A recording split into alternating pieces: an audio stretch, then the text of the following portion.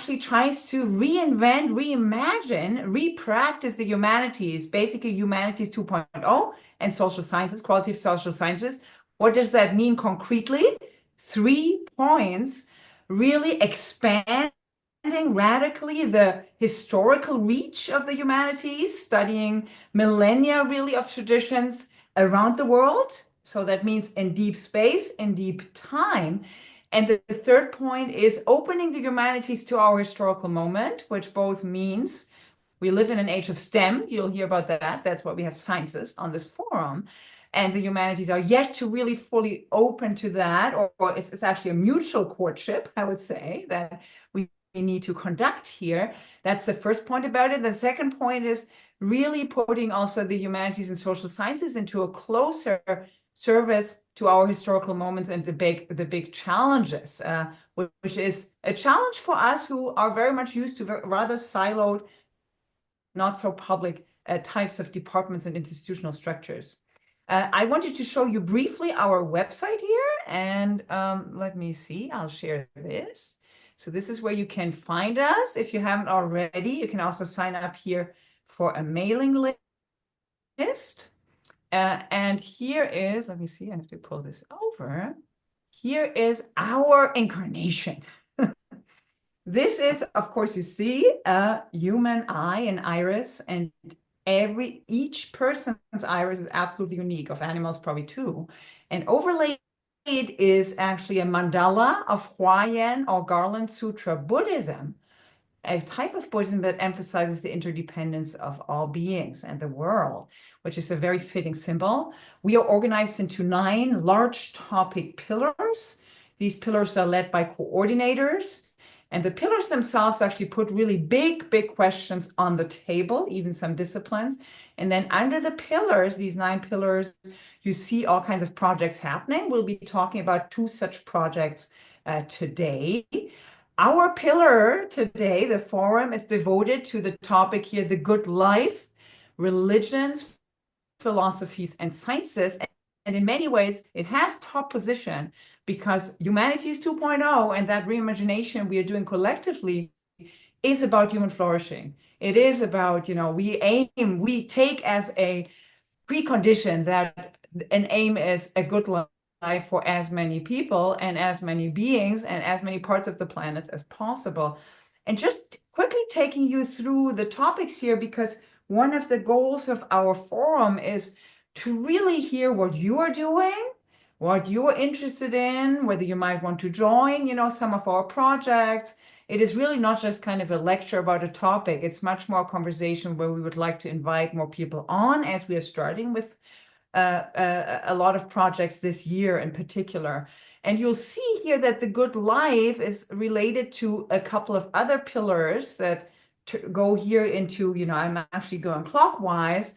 One has to do with cognition, learning, and human flourishing, which is the neuroscience of happiness. I'll be talking a little bit about that in project there, which of course is related to the good life. No, it studies contemplative practices and maps them with neurosciences and then develops devices to help people self-regulate. No, and we also do meditation workshops and things like that based on the neuroscience. Another pillar is medicine and the healing arts, opening really conventional Western style medicine to a lot of medical traditions around the world, from Chinese medicine in East Asia to Ayurveda to homeopathy to indigenous medicines. Very important also for the good life and, for human flourishing. Then we move on to a big topic, good governance in bad times. Big challenge. And we have a big project there on comparative diplomacies for global governance, looking into deep time and space, what cultures and macro regions have used in terms of diplomatic strategies to flourish rather than to isolate each other. Very important topic. Then we have here environment, biodiversity, and planetary stewardship, also related again, not just to humans per se, but more to governance societies, and then of course our planet. And then the following 3 pillars are kind of mapping onto certain types of disciplines, humanities related, also social science disciplines. One is music across borders in much more global ways, history, global history of music is a big thing in musicology now. Human-centered literatures, textual cultures, oral can also be part of that, but really focus on languages, literatures, the role of text and media. And then heritage, memory, identity, which on the one is certainly heritage studies, but also includes, of course, artifacts, something that we could expand later also into art history and things like that, where, of course, this also started with monuments and art objects and so on. And the last pillar is here, public literacy, civic systems, media, and emotional intelligence.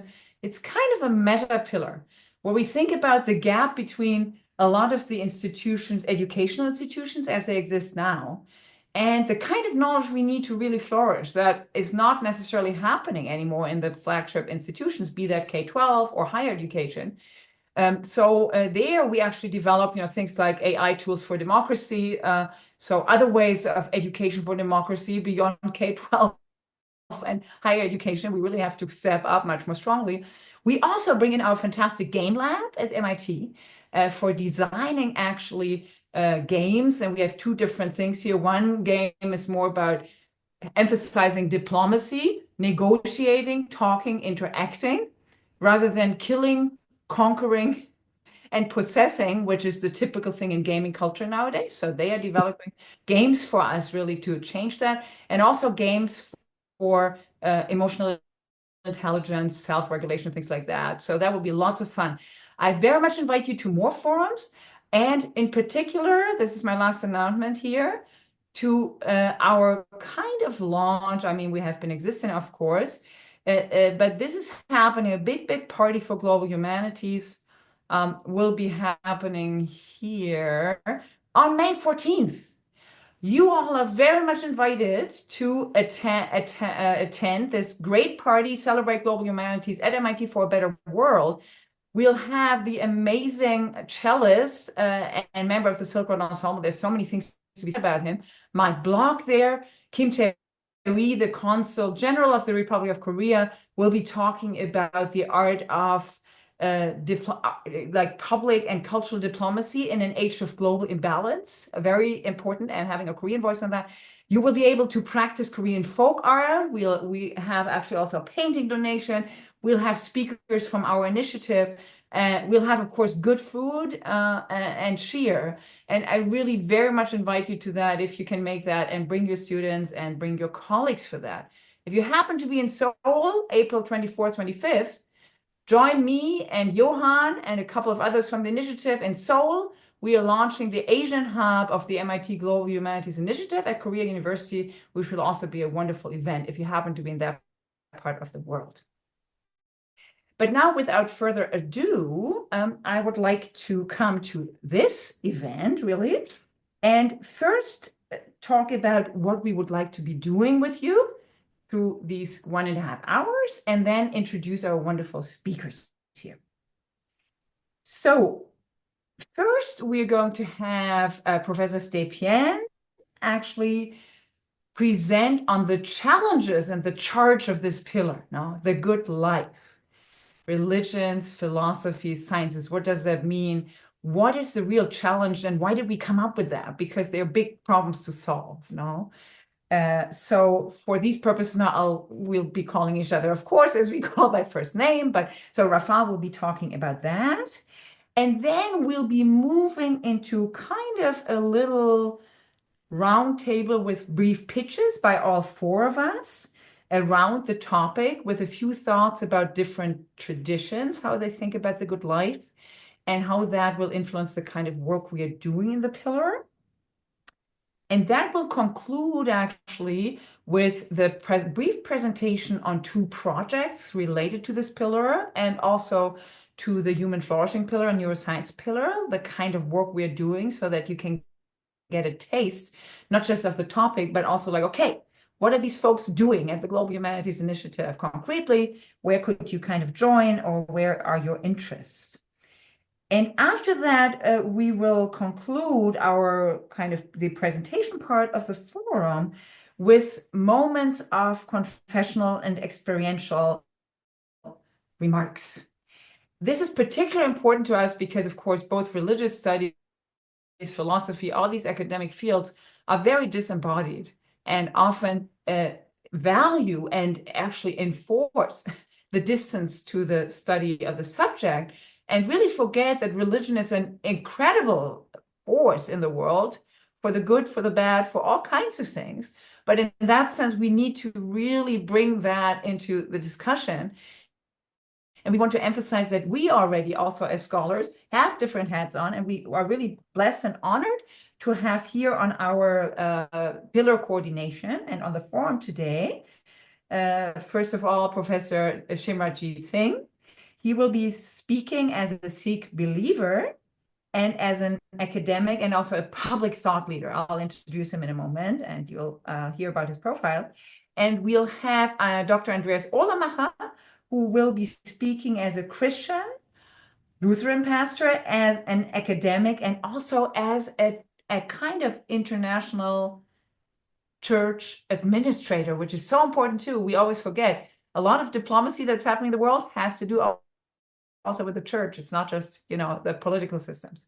So that is our program. Afterwards, we open up for questions and answers. And I will now proceed to introduce Rafal. And I'll wait to introduce our other speakers, actually, because I've been talking for a while, until we get there to the panel, okay? So Rafal K. Stepien is a philosopher and scholar of religion based at the Austrian Academy of Sciences in Vienna, where he is a European Research Council principal researcher, actually leading a team of researchers that studies Chinese Buddhist philosophy. The project is called Chin Bud Phil. You can just look him up at the website also, and you'll find that.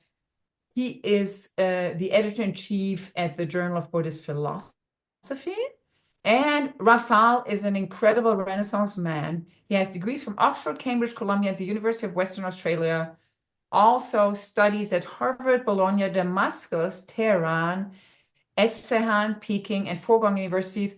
And I also know he has actually worked in Afghanistan, no? He has not just East Asian languages and Chinese, all these different languages, but Persian and Arabic is very precious. And he has held a lot of different fellowships in Indian philosophy at Oxford, Humboldt Research Fellow in Buddhist Studies at Heidelberg, Sudhavar Memorial Research Scholar in Persian Studies at Cambridge. You can really see his range. And Rafal's research is interdisciplinary, cross-regional, and polyglottic, ranging among Buddhist and Islamic philosophical, religious, and literary texts composed in Sanskrit, Chinese, Arabic, and Persian. The perfect embodiment for our pillar. His publications include Buddhism Between Religion and Philosophy, Nagarjuna and the Ethics of Emptiness, Oxford 2024, and Buddhist Literature as Philosophy, Buddhist Philosophy as Literature, SUNY 2020. Without further ado, please, Rafal, take it away. Thank you very much. Thank you for that wonderful introduction, Wiebke. And thank you and greetings to everyone here. So as we've just heard from Wiebke, Denneke, this GHI, this Global Humanities Initiative at MIT, was conceived with the goal of creating this worldwide community that works globally towards reinvigorating the humanities. How does it achieve this goal? I've basically been tasked with elaborating on kind of the challenges and the charge in the sense of like, what is our charge, what is our impetus, what is our impulse, but also kind of making a charge as in a court of law, as in what is the problem, or what are the problems that we're trying to solve. So in part, we're aiming to achieve these goals by radically expanding the geographical scope of humanistic disciplines. In other words, the initiative supports the study of the world's cultures in all their truly diverse manifestations.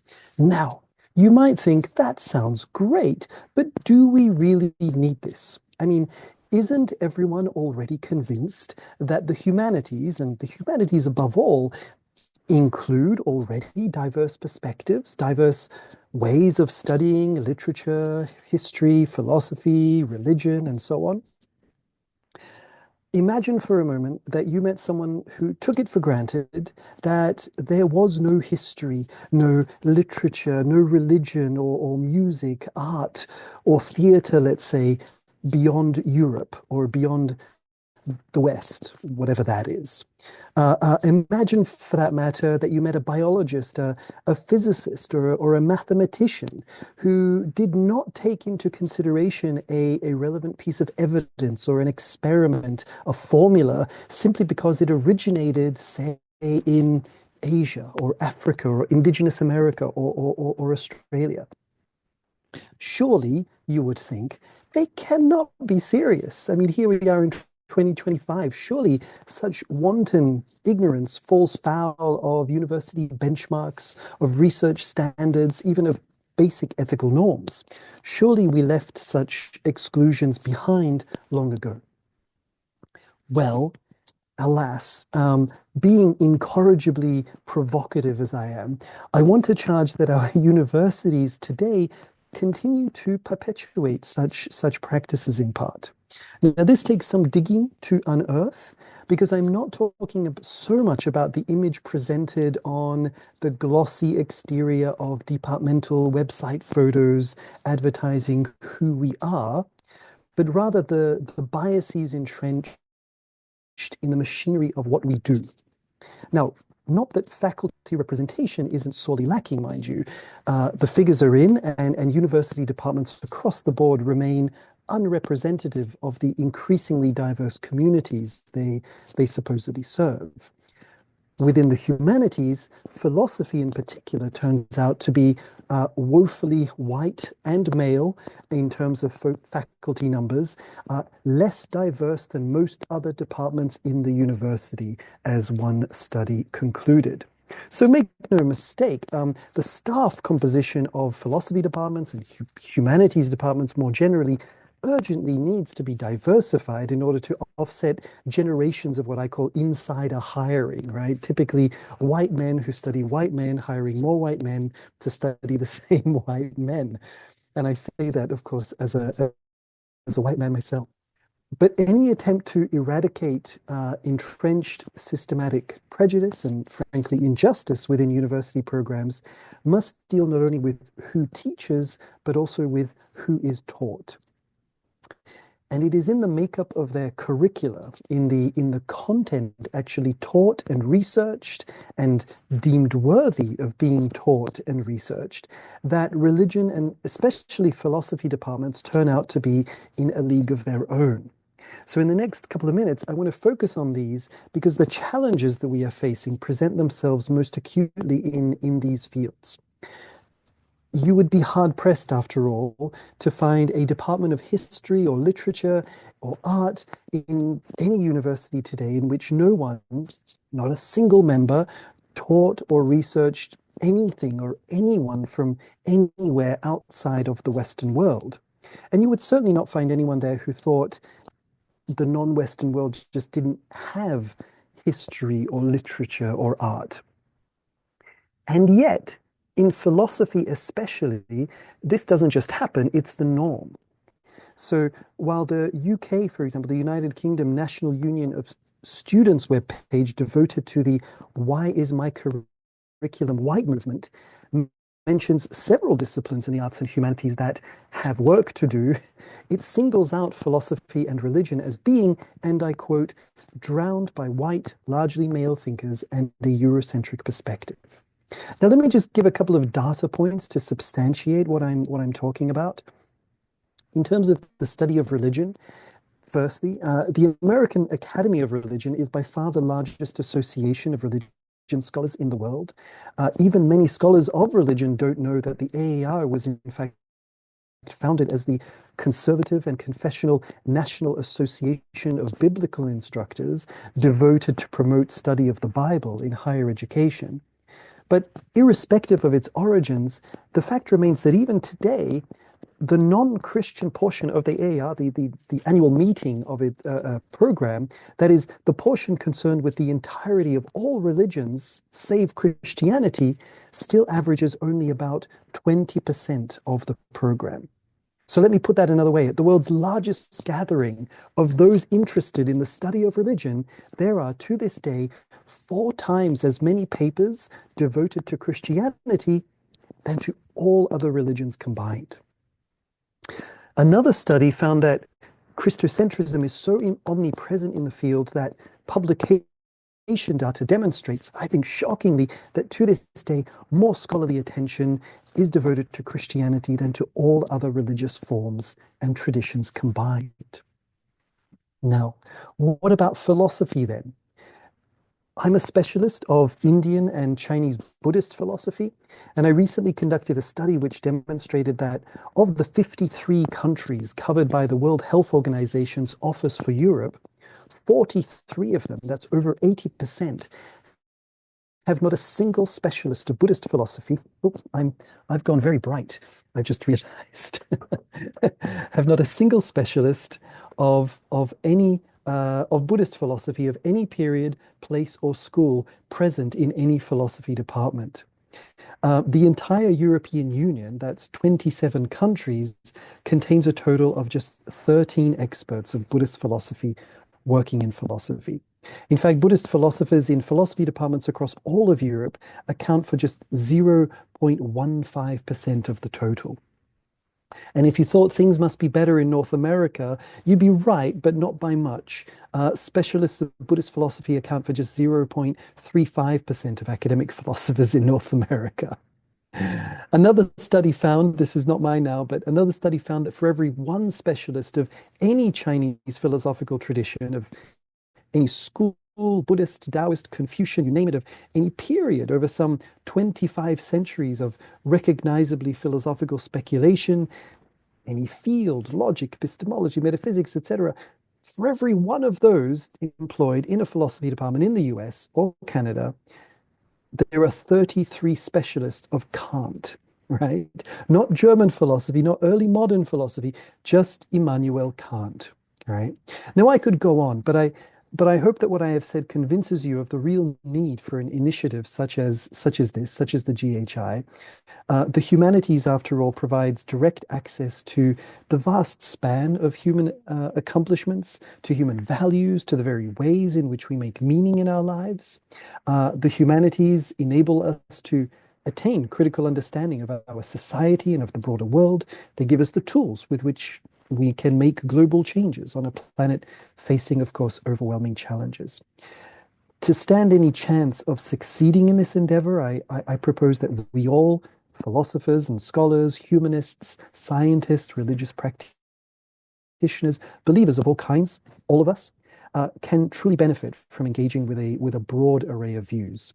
So, as such, I'd like to thank MIT again for hosting this Global Humanities Initiative, Wiebke Denneke for powering it, of course, and everyone listening for your attention and support. Thank you. Wonderful. Thank you so much, Rafal, for the presentation, but also for being such an amazing member of the Global Humanities Initiative, because, we are convening these amazing people from everywhere, and that's really what our initiative is now. And so thanks for that. I'm particularly glad that you brought those devastating numbers to us, very MIT style, and would love to see, your recent paper also that you mentioned in your study. Let's now go on to our little panel here of glimpses and little vignettes about the good life. We will actually be starting here with Shimranjit Singh. So Shimranjit Singh is the executive director of the Religion and Society program at the Aspen Institute and the author of the national bestseller, The Light We Give, How Sikh Wisdom Can Transform Life. I actually met Shimran at the award ceremony for the Statue of Liberty Award because one of my donors there was included. And it was amazing. We kind of met, we started talking, and we clicked immediately. And after that, I immediately read his book, and I found it so deep. It has been a long time that I was so deeply moved by kind of a memoir of about how it feels living in this country. In your case, it was growing up in Texas as a Sikh. What that means when you go to kind of football practice and all kinds of things. But then you use that really as a way to engage, of course, the Sikh tradition and your beliefs and practices. And I really felt like you have to be on this panel, and I'm very glad, you decided to join our pillar. So Shimran's thought leadership on bias, empathy, wisdom, and justice extends across corporate, educational, government settings. He's very much kind of out there in other sectors. He is an Atlantic Fellow for Racial Equity with Columbia University and the Nelson Mandela Foundation, and a Soros, that's actually the Hungarian pronunciation, the real Equality Fellow with the Open Society Foundations.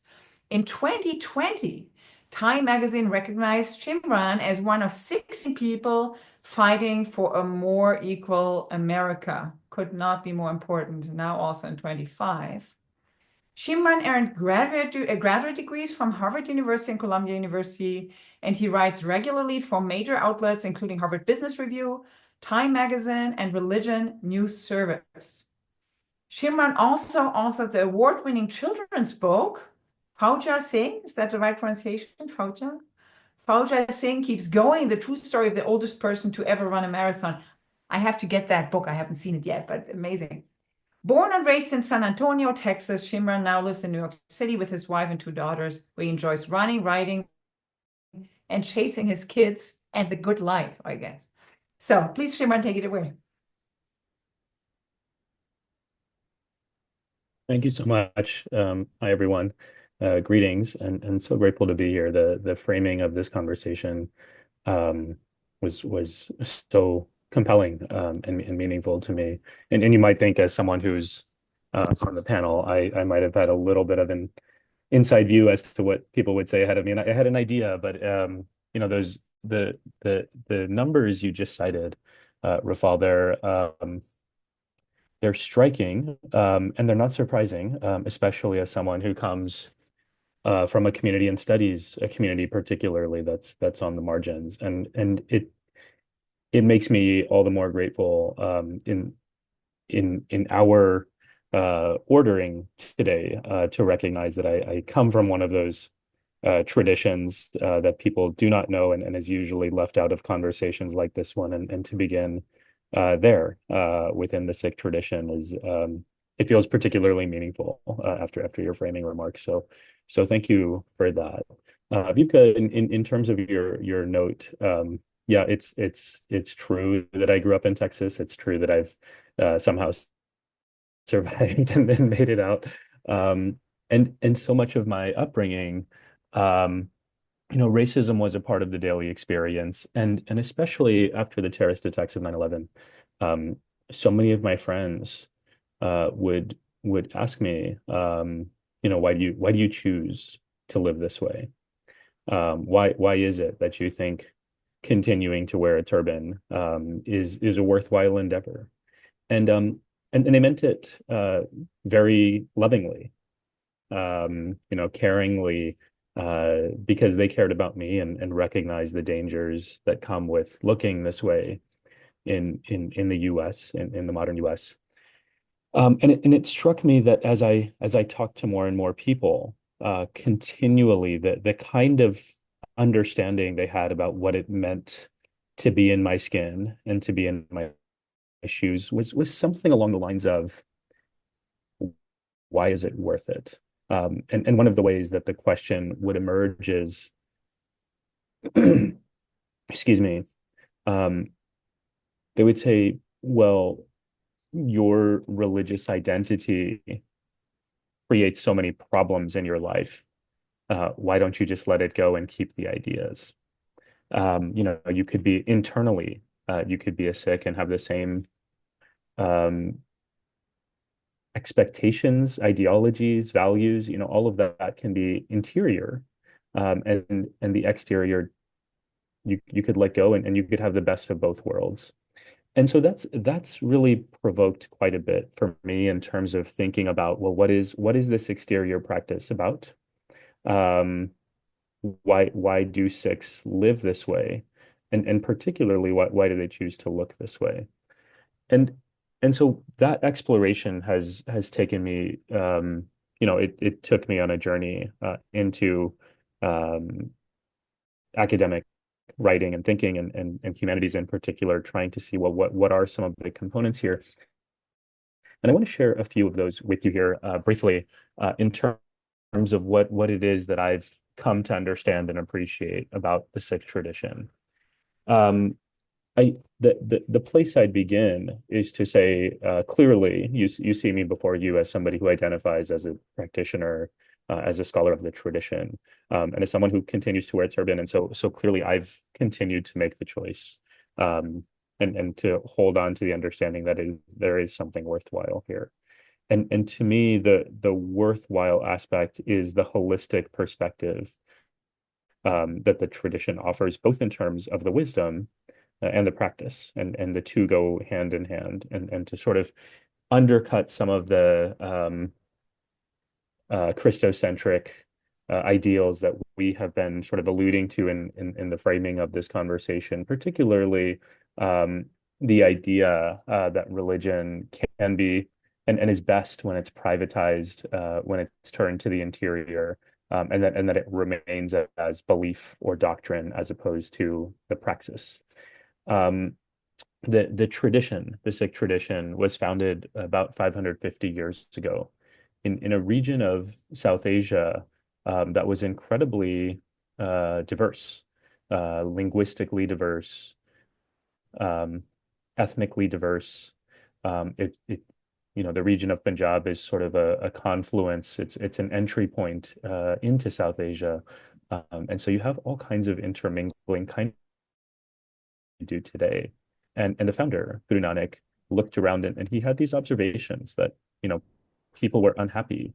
And part of their unhappiness had to do with how they saw the world, and part of that had to do with the social structures and all the hierarchies around caste and gender and ethnicity and so on. And so he offered a vision, and this is where what I want to share with you, and it's a vision that I have found that resonates quite beautifully, including in today's world. Um, and what I have found in my own journey of trying to figure out, well, how do I navigate the racism that I encounter? There's a model here, that will sound familiar to many of you who study other traditions, and in some ways it feels very it feels unique and worth exploring. So there are three pillars that I want to offer in terms of Guru Nanak's thinking that become the foundation of Sikh philosophy. The first, and the first word in the Sikh scripture, and the first word that I learned growing up as a Sikh in Texas, and the first word that I taught my kids as I'm raising them now in New York, is the word ik onkar. And I can put it in the chat if people are interested. It's ik onkar. Ik is the number one. Onkar means creator.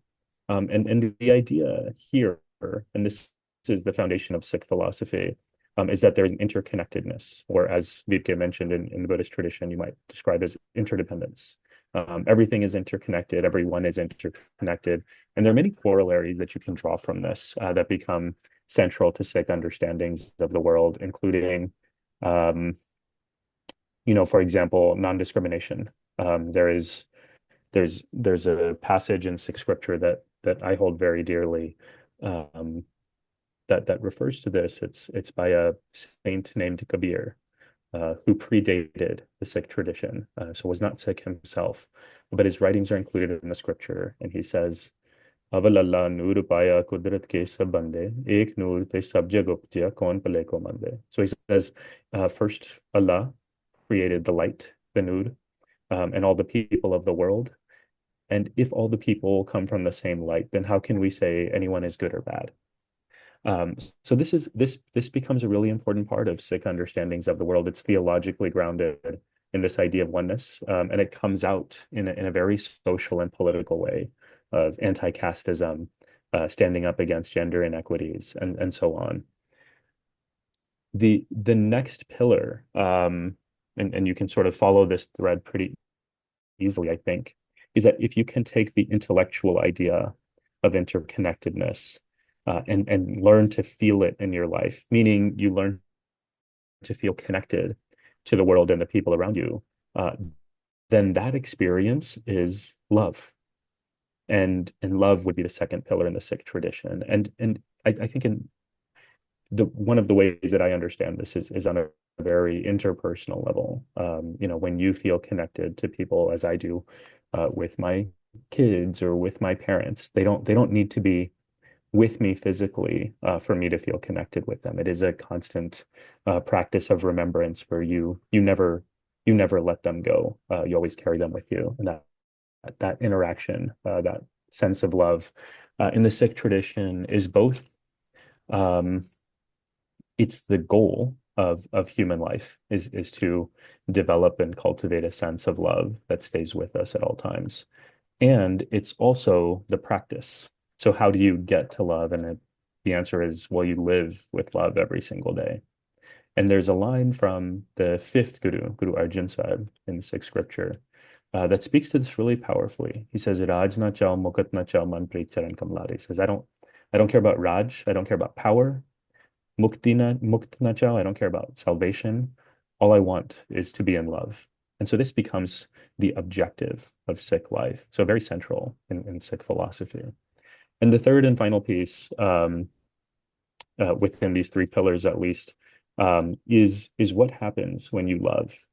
In the Sikh tradition, the teaching is, and I think this is also very intuitive for those of us who live our lives in this world, when you love, that inspires you to action, that you care, and so you're moved to engage. And it's not just a practice of interiority or just a practice of sitting and meditating and cultivating your inner self, that inner uh, growth and the feeling of connection with the world around you. It inspires action. And so for us, service and justice are very much a part of what it means to live a good life, that life is not just about you, that you are connected to something greater than yourself. Other people are suffering. And part of the way that you become a more spiritual person and deepen your connection to the world is through acts of service.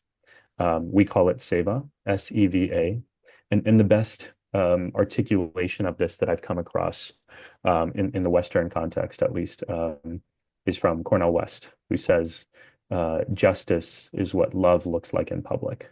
And I think that's exactly what the Sikh philosophy offers or has to say about this, that justice is what love looks like in public. And if you truly love and if you're truly spiritually connected, it moves you into a world of justice.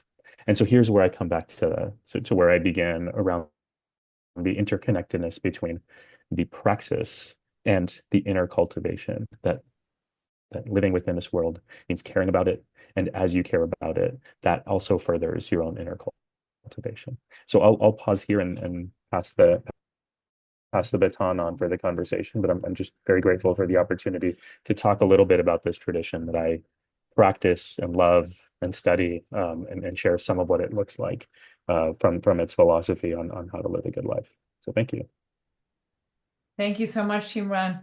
We didn't actually plan this so carefully, but I'm just so glad how this unfolds in a way that really we already incarnate now in so many ways what we're trying to do with this pillar. So this is very moving. And I think the idea of self-cultivation now in relationship also to seva and service and so on will be something that certainly I'll be bringing up and probably others.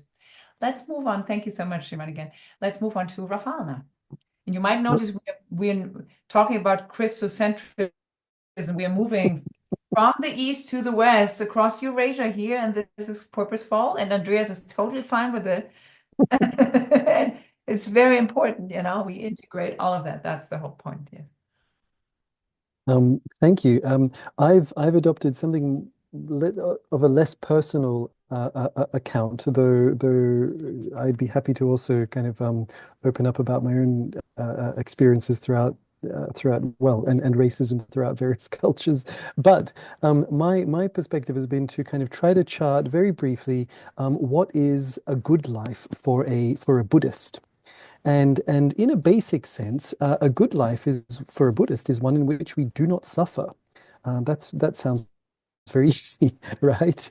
In a Buddhist world, unfortunately, suffering characterizes our unenlightened lives. At the moment he attains enlightenment, Siddhartha Gautama, now the Buddha, sees suffering, sees how it comes about, sees that we can get rid of it, and sees how we can do that. These are the Four Noble Truths at the core of all Buddhist thought. And we can think of them in medical terms. This is standardly done of the Buddha as a doctor who is trying to cure us of a disease. The disease or the pathology is the condition known as suffering. Dukkha is the technical term. Peter Harvey, a scholar, says that dukkha means all kinds of things. It means pain, suffering, disappointment, frustration, things going badly, hassle, unease, anxiety, stress, dis-ease, unsatisfactoriness, non-reliability of people and things, limitation, imperfection. It sums up the problematic aspects of life, right? It's mental and physical pains, obvious or subtle, and the painful, stressful, unsatisfactory aspects of life that engender these. Now, the Buddha, our doctor, provides us with a diagnosis whereby the etiology of our disease is charted, right? It's our actions which cause us to suffer, based as these are on ignorance and desire. And the doctor provides a prescription. Suffering can be eliminated by eliminating its causes. Now, how so? Well, there's a course of treatment we are offered. That course of action, the one which gets rid of suffering, enables us to rid ourselves of ignorance and our selfish desires. That's the good life for a Buddhist, right? So, well, what is this course of treatment? I hear you ask. What do we have to do? The standard Buddhist account puts it in terms of what is known as the Noble Eightfold Path. So, in other words, we're dealing with an 8-step program. And the 8 steps are, briefly, I'll just list them: right view, right intention, right speech, right action, right livelihood, right effort, right mindfulness, and right concentration. Now, these are usually divided into 3 spheres of action. So, right view and right intention pertain to wisdom, the way we perceive or conceive the world. Right intention, right speech, and right action pertain to conduct, the way that we act in the world. And right effort, right mindfulness, and right concentration pertain to meditative practice, the way that we cultivate our mental habits. Now, one, I think, very important point to note about all of this is that on the Buddhist account, the diagnosis of our disease and the course of treatment prescribed all proceed irrespective of whatever your worldview happens to be. These are not statements of faith to which you need to assent. They are not a creed that you need to believe. They are rather just empirical facts, according to the Buddha. So think of it this way. Biologists tell us that we are made up of these and these other molecules. Astronomers tell us that the planets and the stars function in these and these other ways. You can be a Buddhist, a Christian, a Muslim, an atheist, whatever, and none of that affects these claims. That's just, they just describe reality as it is. That is how the Four Noble Truths are said to work. Now, in terms of the course of treatment, I often get headaches. And so suppose that you have a headache and you believe that aches and pains are caused by some super powerful deity in the sky. You perform a ritual sacrifice to this god, right, in the hope that this will alleviate your pain. Alas, ritual completed, your headache is still there, right? Now, suppose that someone enlightened as to the physical causal mechanisms underlying headaches informs you that, well, maybe you had a few too many drinks last night, right? You have a headache because you're dehydrated. And be it noted, by the way, that's not the reason, not always, why I get a headache. But anyway, they prescribe you some water. You drink, and lo and behold, your headache disappears because you were dehydrated. Right? That's the same kind of knowledge that the Buddha claims to have attained. He sees empirically that it is a mistaken belief in some kind of supernatural self that causes suffering. He sees through this error, drinks the metaphorical water, and is cured. And the same goes for us. So if we follow these prescriptions, then, as the sutras say, at the point of our death, we will be able to say, the good life has been lived. What had to be done has been done. There is no more coming to any state of being. And that, for a Buddhist, is a good life indeed. Thank you. I'll leave it there. Wonderful. Thank you so much, Rafal. I'm glad you had this entire pitch that will fit very well with what I'll have to say. But before that, let's actually go on here to Andreas. So Andreas Ohlemacher got his PhD from the Georg August University in Göttingen, Germany. He is a church historian, currently working as church executive for ecumenical and theological studies at the German National Council of the Lutheran World Federation. So again, just emphasizing here, we always think of diplomacy as being mostly secular, political, but they're like these huge structures now of really the Lutheran World Federation. I know You're also working in Geneva now and then, so very important, and that's why we're very excited and honored to have you here as a co-coordinator of our pillar. So Andreas studied in Göttingen, Tübingen, and Oxford, and held university posts in München and Göttingen in church history. And he has been leading projects with the Deutsche Forschungsgesellschaft, which is the DFG, the German Research Foundation, the biggest money giver in Germany for money, and the Agence Nationale de la Recherche. Also the Landeskirche, the state church organization of Hanover, Hanover in Lower Saxony, and the United Evangelical Lutheran Church.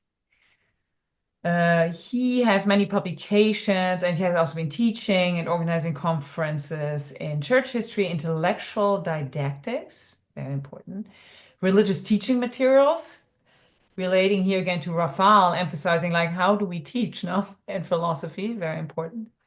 And he is an ordained Lutheran pastor, married with 3 children, and he lives in Göttingen now.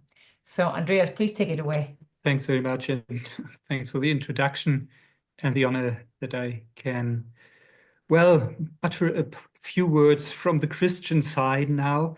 The Christian perspective you mentioned as one that has gone into kind of dominant structures in humanities, but this has come out to be quite an injustice towards other religions and towards other, well, parts of the world, other parts of the world's population, which, well, is quite an unjust thing in the humanities area. I came from the idea of a totally different opposition because where I live in Germany and where I taught and researched, there mainly is the secularized view that there cannot be a good life with religions. Of course, this is directed towards Christianity, mainly in this part, but of course, Islam and other religions are seen as an obstacle to good life.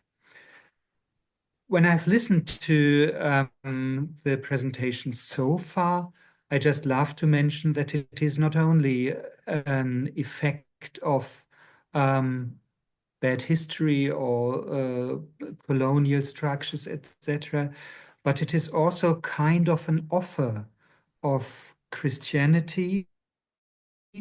If you try to get it away from the political outcome, an offer to improve life by religious thinking.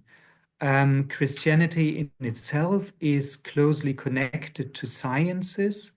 The start for sciences in the Western view was to really see God's creation and to describe God's creation in a good way, etc. Of course, the dynamics developed itself in a totally different way. So there is also bad outcome from it, but the offer from religion has been taken, has been developed into something.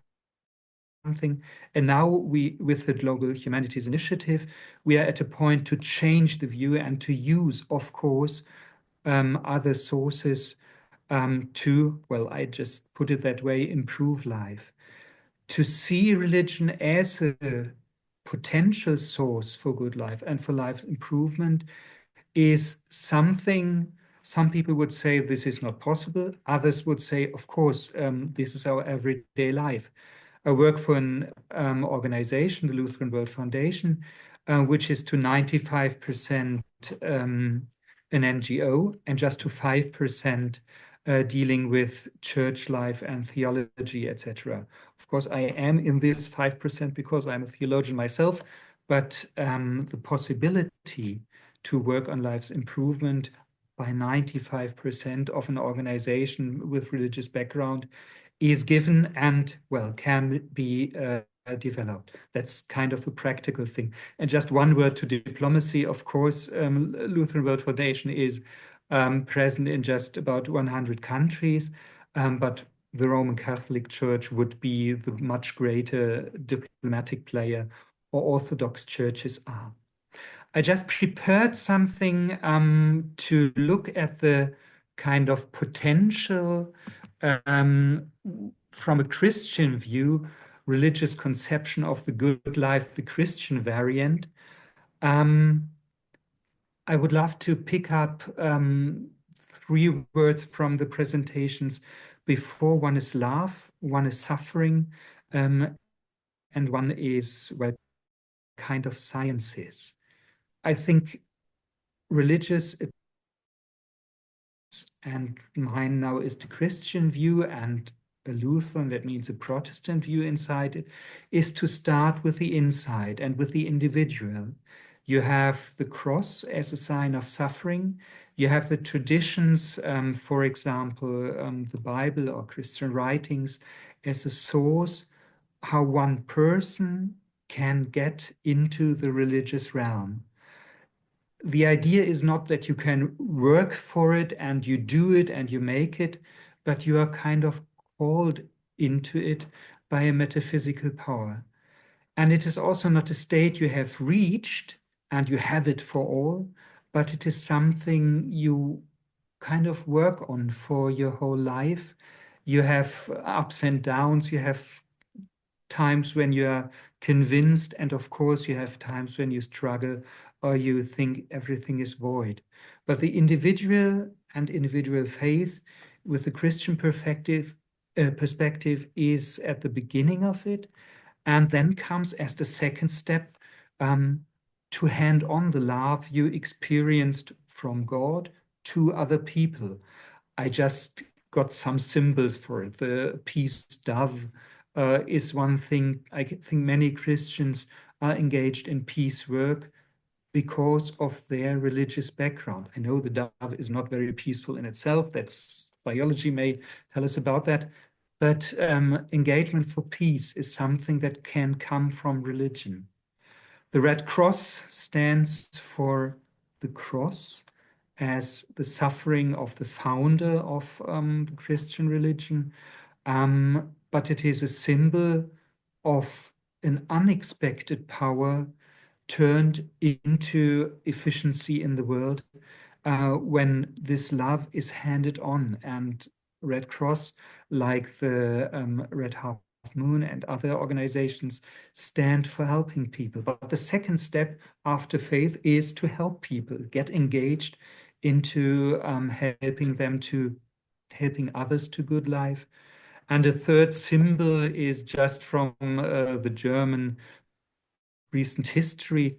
Swords into plowshares was a movement in the former GDR, the socialist part, until 1989. And the Christian movement for peace there was, I think, on all these other political bases, quite effective for a way to change society with the idea and the ideal of a better life, a path towards a good life with all these political connections. What has come out of it is a different thing, but I just like to point to the 2 steps. First thing is to find faith, and the second and closely connected is to work for other people. Of course, you have community with it, you have rituals and other things with it, and in the traditions that stem from Christianity, they all are connected to the regional cultures as well. I took this sign as well because there's the toxic side to it, or the dangerous side. Some things are mentioned. We all know about colonial history. We know of the bad side religion can take, and Christianity has taken, most unfortunately, most cruelly. I just want to mention it can also go in the wrong direction, and it can really torture people, etc. This is not what is meant here, but it is good to have in mind that religion and that Christianity, as one of the approaches, can go in this bad direction. I just want to list three things which can be in our field of research, in our pillar, the good life, and closely combined to humanities as sciences. You have the field with Christian religion and other religions as well to look at traditions, especially holy writings, history and theology, various denominations or confessions which have different approaches toward life. You have practices, especially liturgies and spiritualities. You have communities, and you have a culture coming from your religious background. Christianity with Johannes Sebastian Bach and others was strong, I think, in music and poetry. And I love to discover with the international work now all these other cultures stemming from different, also religious backgrounds. You have mentalities formed by religion. And then religions take on formal duties for societies. In Europe and Germany and others, you have, for example, those pastors working in prisons, or you have spiritual care. Also in hospitals, you have education work on the formal side, which is done for societies. You have informal roles, of course, especially in times when catastrophes or when wars are, etc. Religion often stabilizes countries, and you have the limitations, often persecutions towards single religions worldwide. You have also worldwide communities and organizations. You have interdenominational links or links to other religions. And from the Christian perspective, the academic forms which you can connect to are worldwide about the same. They differ from country and region to country and region, but biblical studies, Old or New Testament studies, history and the various denominations, kind of a systematic theology, the philosophy of theology consisting of ethics and teachings. In the Roman Catholic realm, it's dogmatics. Protestants don't have dogmatics, but they have teachings which can be altered. You have studies on practices and religious education, and you have, as a growing sphere in the academic forms, ecumenical and intercultural theology. Churches add on studies and training on liturgy and other areas, and institutes formally support international, interdenominational, and interreligious projects and studies. And you have the inherent aims, which, well, point rather to the good life. You have the first step with faith, kind of a trust into your existence because of your relation to, I'd say, God. It is a balance of realism and idealism in it. You react to, well, the real challenges as well.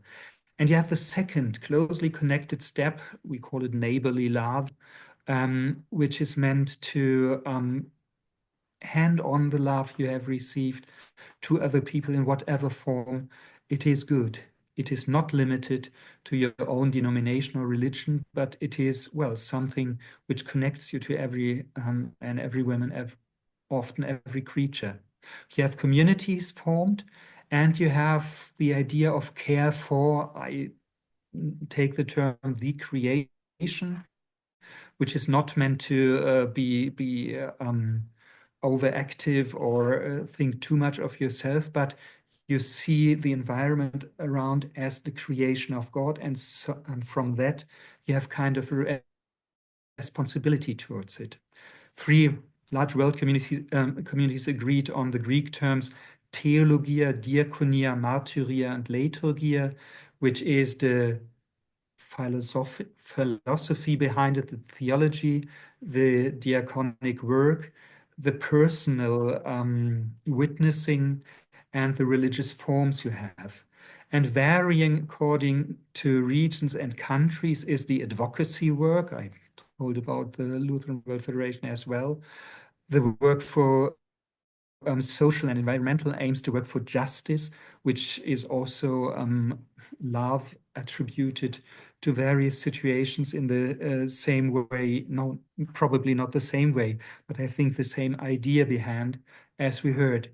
Historically, today, quite debated, for example, in post-colonial studies, but still part is mission, the idea of handing on what you have received to others, which might be part of the dangerous side, but part of the idea caring for the persons you like by handing on what you received as a good thing. I just try to line out what we could enter into. I'm on a church executive now. Now I have to do rather with the practical side. I served 13 years as a pastor, so I know about religious practices, but 10 years as an academic as well. So I know about the aim, and I can offer to connect the project as one of the pillar organizers to those in the field of research in Christian theology who could help us with the Global Humanities Initiative. So far, just one step from the Christian side. Wonderful. Thank you, Andreas. And that last slide, email that to our group because I think it will be great as conversation as we are shaping our pilot projects now. This is wonderful. So I'm looking at our time. We have about 20 minutes. We do want to take questions, of course. And I will be giving my pitch plus also a little glimpse into two pilot projects connected with our pillar. And I'm wondering, Shimran and Andreas, especially for Shimran, as you have been talking a lot already, like from your perspective as a growing up as a Sikh, whether we could cut the kind of confessional statements and rather than open up for questions. Is that good for both of you, just in the interest of time? Yes? Good. Thanks for that. So I'll try to be short and quick here. I feel I really have to justify this pillar, although I think it has come together so clearly by now, it makes a lot of sense, but people might feel religions, philosophies, and sciences, that's far too much. That's really more than we can really handle. And how does it really fit together? What's really the bigger picture? So that's what I'll be trying to do here. So it's quite interesting. So what we'll be studying, of course, also are kind of concepts of the good life. Now, context, you have more different types of life. The contemplative life, which for Plato and Aristotle is the highest. Hedonistic is, of course, the bad one. It's not really a good life. And it's interesting that in the South Asian context here, Hindu, but then also Buddhist, you have more the concept of life stages, which makes a lot of sense because, depending on the stage, you might be rather the student, the householder when you have your children, the forest dweller when you give advice to your grandchildren, and then you retreat completely from the world as an ascetic before you die. So that's a vision there. And in Confucianism, it's really, I always find so amazing this quotation from the Analects here about where Confucius talks about what stages here kind of reaches now with age.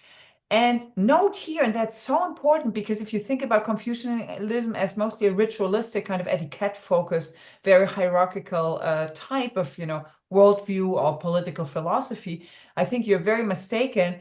Look here at the final goal where he says at 70, I could follow my heart's desire without transgressing the norm. The idea is that through self-cultivation, we've already talked about that quite a bit, you reach the state of natural response, of a second nature of acting well, ethically, for yourself, for the community, and actually know how that works. And I think that is really the goal somehow, to cultivate that. No, very important.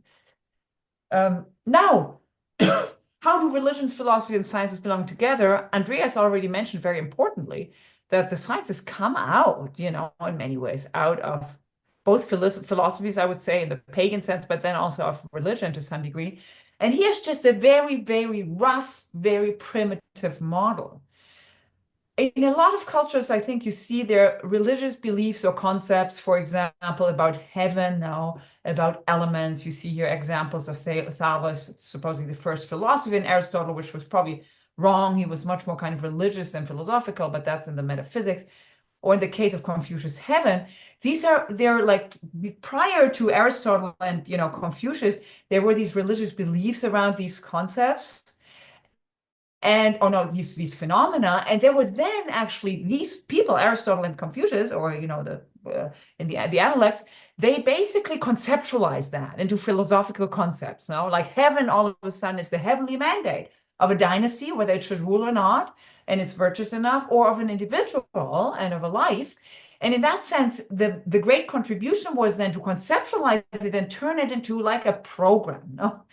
Almost through induction, no? From previous beliefs, and in some degree also opposition. And then in the next step, what's happening is that these philosophical concepts and ideas of a good life, no, become through deduction actually in some way incarnated in institutions. Andreas showed us the Red Cross, no? There's liturgy, there's so many things. They're like, family hierarchies, they're like social, all kinds of social and institutional contexts where it becomes incarnated. And it's a constant kind of back and forth. So we are very interested in those incarnations, not just in like the concepts that perhaps philosophers would be studying and then that's it. Philosophers don't need to serve, no. They don't need to do any service, but in religions, that's important part of the life. It's not just the tenure book you produce as an academic philosopher, for example. No, I want to give you two examples of these incarnations. So in China, one of the major forms of the good life incarnated is, as a male, you become a scholar based on Confucian values and on the study of the Confucian classics. You are selected in the civil service exams and you become part of the bureaucracy, and that was seen as an aspiration of male life.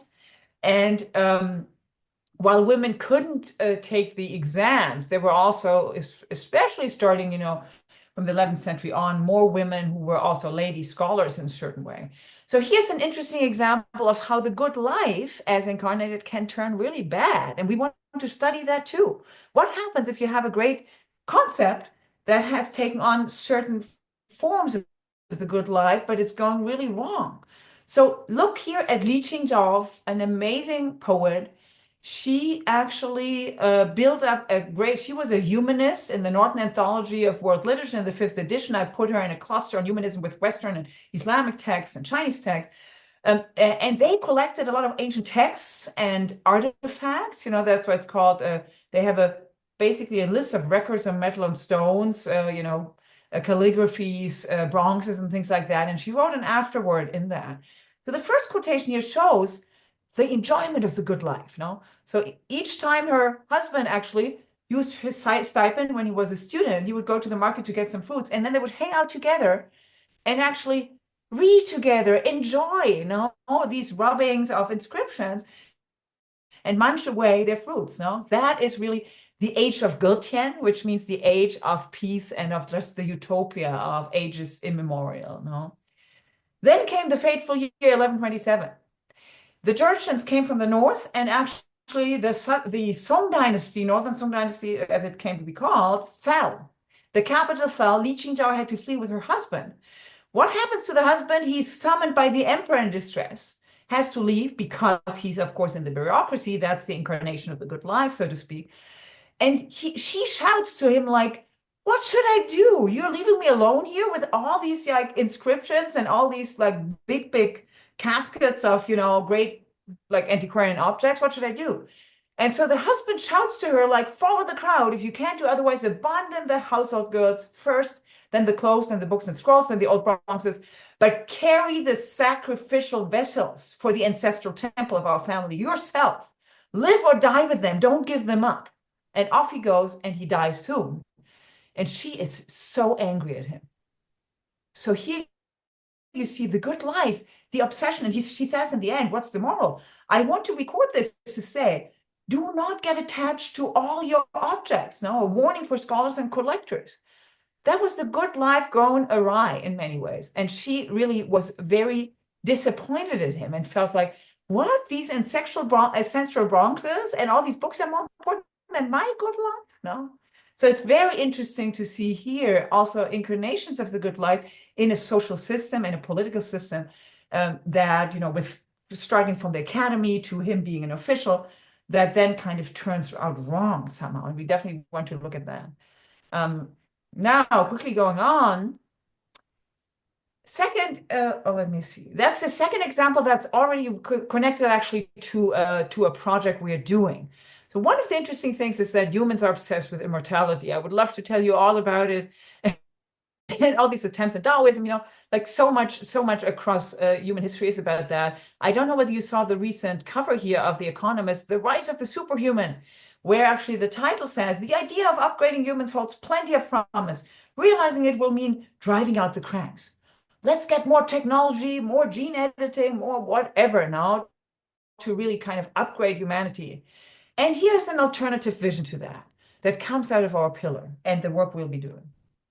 So as a background, what's very important is, and this is from another talk I recently gave on anticipating what's going to happen in the humanities, I think there's going to be a new kind of cognitive science of the humanities. We know nowadays that those chemicals, dopamine, oxytocin, love that Simran talked about, serotonin, endorphins, those are the happiness, good life hormones now, neurotransmitters that you need to stimulate. And lo and behold, humanity type of things, as they're written down here, music, arts, crafts, storytelling, breath, and body work, they are all the things that stimulate those neurotransmitters. They make the neurochemical good life. Also, the vagus nerve, I'm not going to go into that, but it's very important. We have neuroscientists who actually research that. And in some ways, my prediction is that the humanities will become, actually, the strong argument is not just like they're advocates for democracy or for this or that, but they're good for health. No, there's a chemical argument for them. And people will be doing humanities workouts soon, I think, based on this new neuroscience there. Now, what is the one project? So I'm now quick words about two projects we're doing. One is very recent, which we're starting out now, tools for human flourishing, self-enhancement, you can also call it self-cultivation, neuroscience, and technology. And this starts from the moment that one form of the good life is actually the mindfulness good life.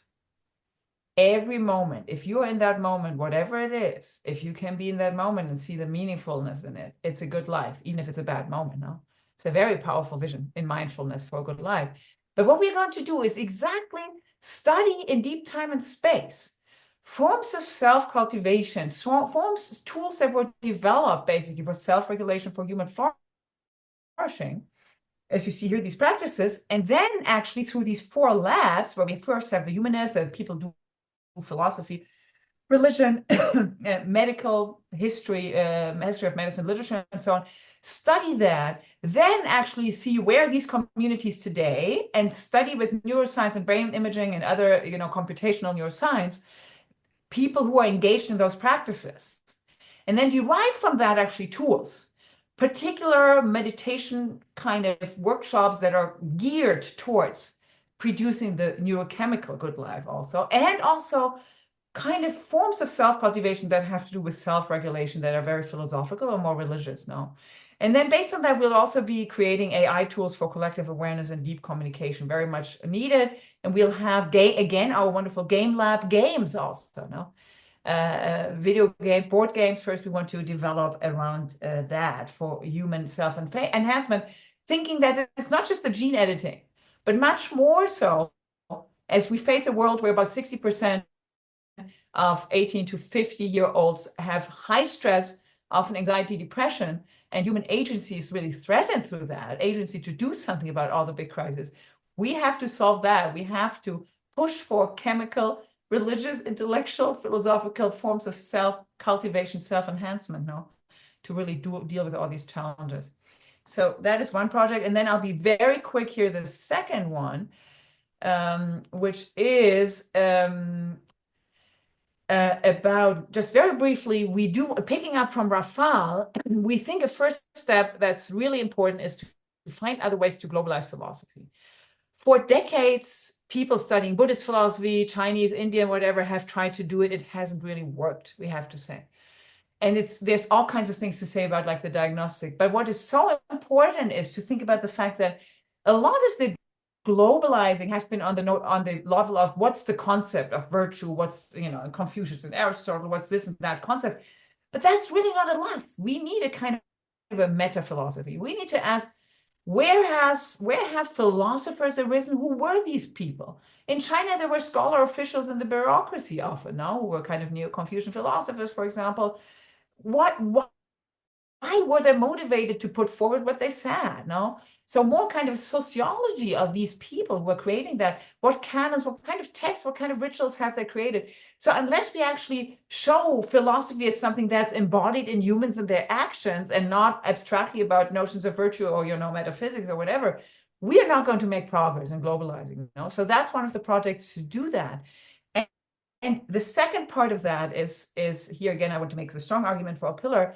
The second part of that is, think about philosophy having been the regal discipline of all disciplines in the West, once upon a time. Now we are in a state, and sorry for quoting this paper here. It's a paper, Are Analytic Philosophers Shallow or Stupid? There's a huge crisis now in analytic philosophy. And there's this parodic kind of quote here: a conceptual analysis is correct only if it's trivial. There are a lot of voices in philosophy that say, like, you know what, academic philosophy is not going anywhere. And there's this great moment, because what we need is, on the one hand, philosophies, understanding of a lot of other philosophical traditions. But the other thing is also philosophy in the singular as the capacity to think about problems and problem solve, because that has been a commitment since Plato and Aristotle in a very strong way. And I think the philosophers need to regain that, not just through public philosophy, but in a much bigger way, to really think and problem solve, because some of the other humanities are very particularist and historically embedded, and they don't do that. There's a huge potential, and we want to propose that in our pillar. I am finishing here now, again, really to make strongly the pitch for our pillar and for really studying religions, philosophy, and sciences together, thinking about actions and turning the humanities inside out for concrete outcomes to really address the biggest challenges in our world. Thank you.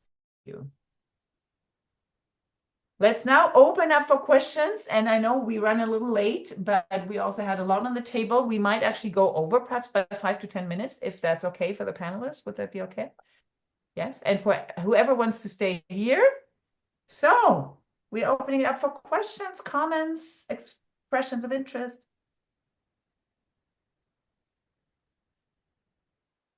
And why don't you, oh, Elin, you have a question? It's best if you just open your mic and you start speaking, because it's hard for me to see everybody. So don't just point, but just start speaking. Oh.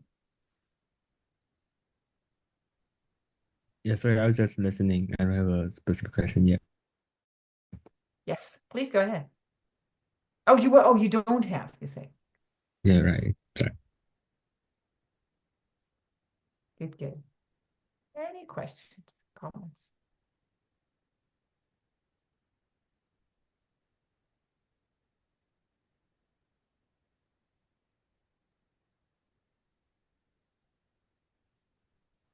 Is there somebody?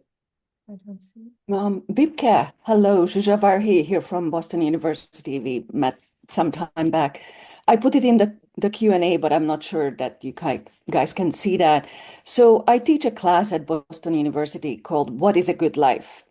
And of course, those of us who don't know we teach, I like to say when people at parties ask me what is the short answer.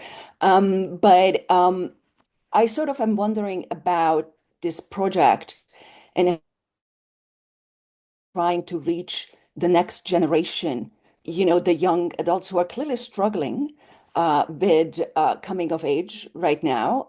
I don't blame them personally. And I was wondering if you had any thoughts about that, because I think these insights are so important. I think about these all the time. And these are such important messages. And I always am concerned about how we, forgive my very Americanizing language here, package them to be able to reach, young adults who really need this message, I think, because that's also our future. That's the future of our humanities. Thank you very much. I'm gonna disappear now. Yes. Wonderful to see you, Zsuzsa. Yes, likewise, Okay, Vike. great. Likewise. And I know of your course, of course, no, from being called CPU. So this is a fantastic question, and really at the core. Two very quick things. Rafal and Shimra need to leave partly for travels and for catching a flight relatively soon, but we'll continue about five more minutes after that, but you can leave. I would like to turn this question first to students here. There's quite a number of my students here, actually even some students from BU formerly, I see. What do you think? I mean, that's actually, we have a course now in Japanese literature and culture where we did a lot of like Zen Buddhism, Zen poetry. Anybody here from our student group, or also former students from other courses who would like to speak to that? Because I think I also center my teaching around that, the teaching around the good life and embodying that in your course. It's key for whatever you're teaching. It's, students need it. We all need it too, by the way, no? So anybody who would like to speak to that from the younger generation here that was addressed?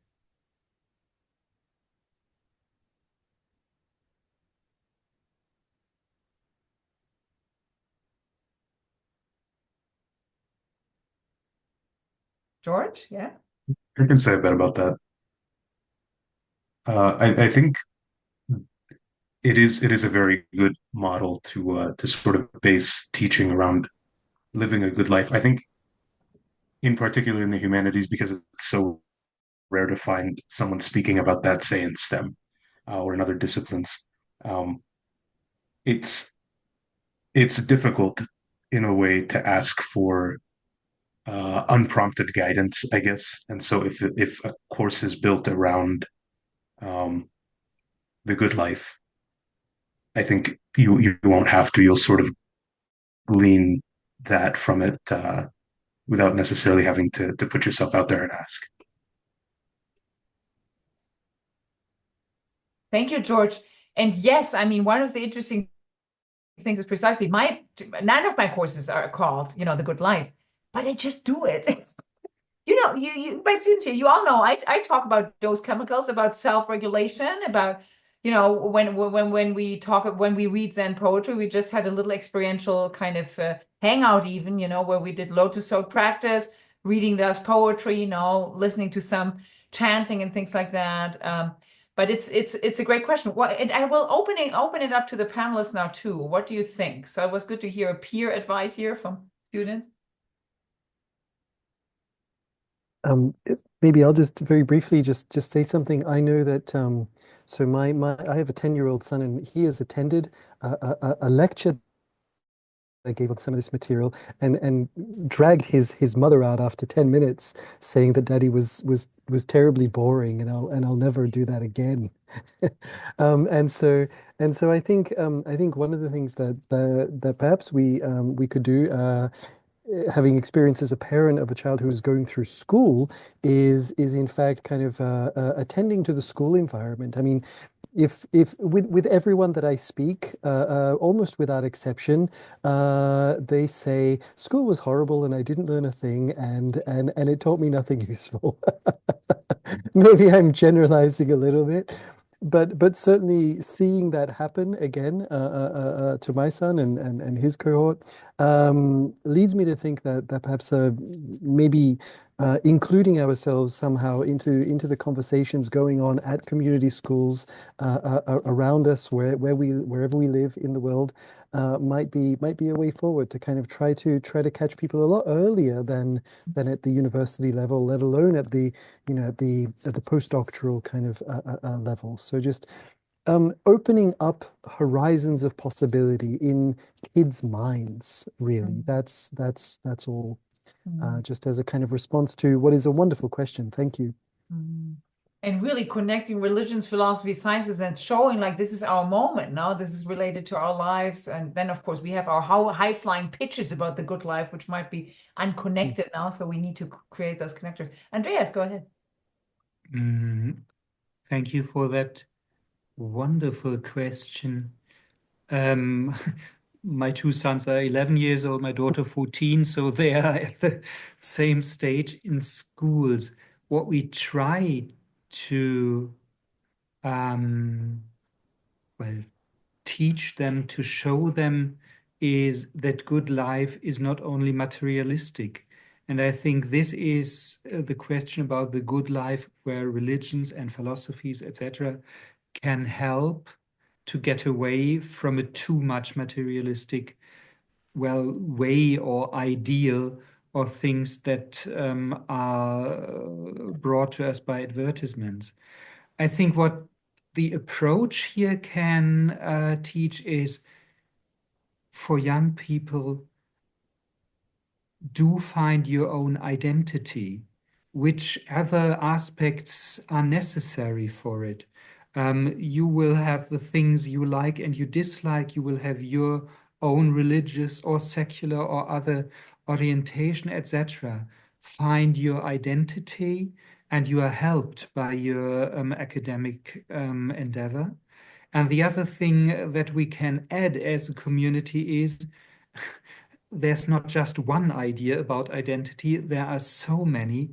And about each one that is open to others has its right in its own.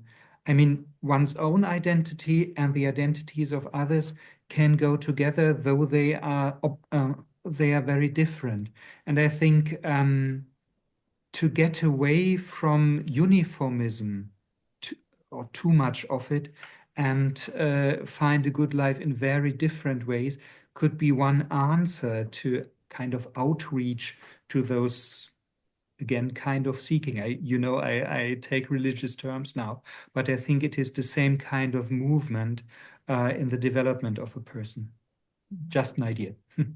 Based on Plato, we definitely live in the late hedonist, that is the late capitalist age, no? So in that sense, the materialism. Thank you, Zsuzsanna. Let's connect actually about your course. We would love to hear and we connect with the forum.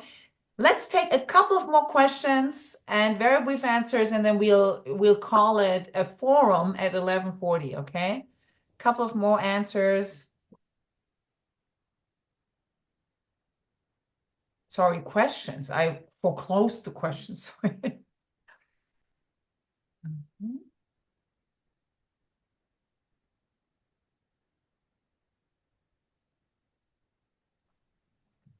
Andreas, do you have more questions? I was also thinking for the audience, no? But you can add Could to I that. ask the audience, how can we avoid the dangers of religions? Yeah. And adding to that, that's actually great. I love that, Andreas. We asked that and you make the comments. How about that? And I would like to piggyback on that and say, like, where do you see the most important contribution this pillar could make, no? Where were you touched, you felt like that is really something core we should be doing. We really value your input in that. And one aspect is precisely religion, no? Also here. Let's have a few comments on that.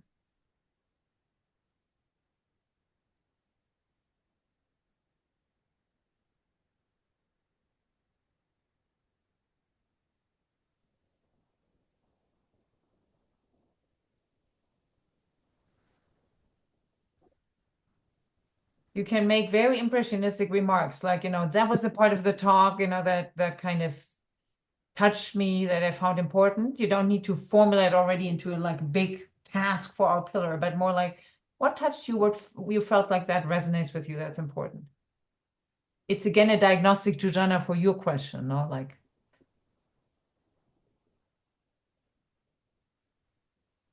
anybody here? There's so many friends and students here I would love to call on, but of course, nobody should feel like you're being put on the spot. But let's have a couple of people say something.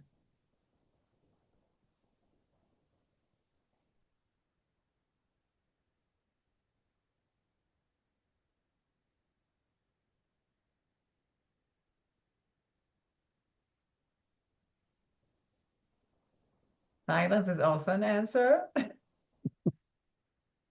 I wonder, I don't want to put you on the spot, but Yao Laoshi, do you have something? Or do you want to say something? Oh, hello. My name is This is Dr. actually a Yao. wonderful colleague in Hi. Chinese philosophy and Yeah, I'm doing some research about the Chinese philosophy, translation of the Confucius book, something like that. I'm also working on something, teaching in the comparative literature course. So I think the topic today is quite, how to say, is quite connected to my own research. So it's quite inspiring. Thank you very much for the wonderful talk here. So we have known that some Greek philosopher like Plato defined the good life as the life of the soul to try to seeking the justice or the some kind of the harmony, the inner harmony. So Professor Danik also pointed out how the Confucius scholar Confucius didn't doing the have the Professor Danik provided the example about the Li Qingzhao. Li Qingzhao, the case is a back example of the good life in Confucianism. So my question is relevant to this. My question for the panel is: do you think that there are deeper structure affinities across the East, West, Greek tradition, Chinese, Indian, and other philosophical religious tradition when it comes to the think about or imaging the good life? So some kind of the structural affinity. It should be someone that we can come together. We should have some shared concern about something like the justice or the self cultivation or the ethnics or the transcendence, something like related to the religion transcendent or something like that. I'm not sure whether my question is clear. That I think it's more because in the time of the disturbance like this, I think we should try to seek the common ground, try to find something, some common to solve the common question and find something in common. So how to solve this question? How to we find the deeper structure of the structural affinity across of the East and West philosophy or traditions? Thank you so much. Yeah, that's a great question. And of course, the question also of how institutions around the good life can turn bad and how that can be parallel across cultures. Let's take one more remark or question, and then the panelists, we can make a final statement. No? Is that good? Anybody else there? Very quick remark. Reaction to the panel? Well, I joined the meeting a little late, and I'm in China, so my connection was pretty bad. So I'm not sure if I caught everything, but I do get the vibe that there's so many different disciplines defining good life differently. So speaking of these, I'm wondering how we can reconcile the universal ideas of the good life with the diverse cultural realities that reshape them, like ensuring that core ethical principles will remain robust without becoming rigid or dogmatic in the academic field. Is that clear? Wonderful question, and it dovetails nicely with Yao Laoshe also. Thank you so much, Elin. Why don't we end with very brief statements, Andreas, Rafal, and then I'll wrap it up. Thank you. Thank you for both questions. And again, keep in mind, we're already 1 minute above, so, keep it very short, just in a 1 minute, and then. Comparative religious studies try to find these. And I think the realism, there is suffering in the world, and we have to react it in a religious way. This binds all religions together. I wouldn't say there is a universal idea, and you could have a meta-religion, etc., but you have these identities of religions who react to various regional culture, etc. Things. They are given somehow, and they have to interact. They are not to be put into some dominant universal idea or something like that. That may be also an answer to the second question. Thank you. Thank you. I'll just say I'm always intensely suspicious of universals, of claims about that are valid for all time and all humanity, all cultures, etc. However, Vibke was talking about shared neurological networks and the like, and of course we all share an evolutionary history, and so I think that there is nothing stopping us from admitting the fact that dialogue does occur occur. Understanding does occur, even when we speak with interlocutors who do not share our language, who do not share our culture, who do not share our beliefs, our presuppositions. And so I'm optimistic as to the possibility of finding common ground, even when we may define that ground differently from or see it differently from different viewpoints. Thank you. Thank you so much. Thank you so much. And I'll close by saying the whole point of convening a pillar around the good life is exactly, Elin, as you said. There are so many different academic disciplines, so many different sectors in real life where that kind of plays a role. And we need to pull this together to kind of make more progress rather than having comparative religious studies or, global philosophy and things like that. So thank you so much for great inspiration for us, the panelists. We also hope that for you, it was a meaningful experience. I very much invite you, first of all, May 14th, join our big celebration. That would be great. And also, please join our mailing list. We'll have more forums. The next forum will be in June on good governance in bad times. And then we'll have one in July, so you can join that. And without further ado, I will dismiss this meeting, but I would like to ask the panelists very briefly. I know, Rafal, you have to leave. And Jujana and Yalasha to stay on just for a couple of more minutes to check back with you, okay? Everybody else, have a wonderful day. Thanks for coming. Bye-bye. Thank you. Thank you so much.